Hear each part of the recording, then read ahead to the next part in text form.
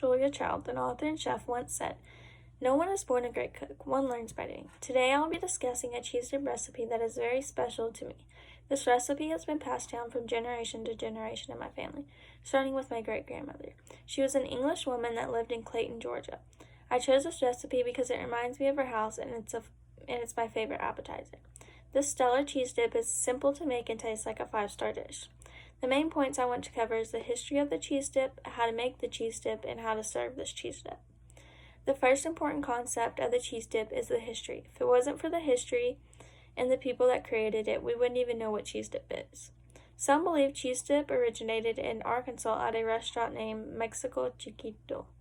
Others believe it came from Texas, where Mexicans created it. Although everyone has their own opinion on the cheese dip, I know that the best cheese dip came from my grandmother's kitchen in the 1940s. She thought that cheese and rotel tasted good but could taste better, so she added hamburger meat with her special seasoning. She was right, it could taste better. Not only is the history important, but you also have to know how to make it in order to have a special dip. To make this amazing cheese dip, you need to start by having a stove, microwave, skillet, knife, a microwavable dish to put the dip in, a serving spoon, and the ingredients. You will need hamburger meat, salt, pepper, garlic salt, Velveeta cheese, and rotel. Now to start your cheese dip, we will need to season the hamburger meat with the above seasonings, then brown the meat in the skillet. Next, you will cut the cheese into small cubes and place them into the microwavable dish you chose. Add the rotel and place it into the microwave in 1-minute increments until the cheese is melted, stirring after each minute. Once the cheese is melted, add the hamburger meat into the cheese and rotel mixture. It doesn't get much simpler than that.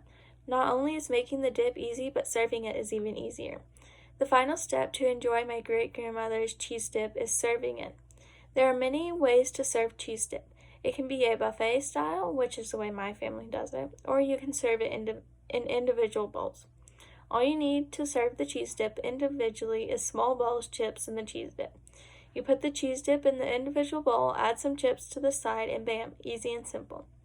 With a buffet style, you just leave the dip in the same dish you made it in, put the chips in a bowl, scoop the dip into your bowl, and enjoy. I cannot tell you enough how easy it is to serve this dish and how great it tastes. To conclude, I want to thank you for listening and hope you enjoyed it as I shared my favorite recipe. Cheese dip is easiest dish to make and also tastes like a 5-star dish. Hopefully you know more about cheese dip after I've discussed the history, how to make it, and how to serve it. Now that you know everything about cheese dip, I hope you take Julia Child's advice and make this amazing dip. You never know unless you try.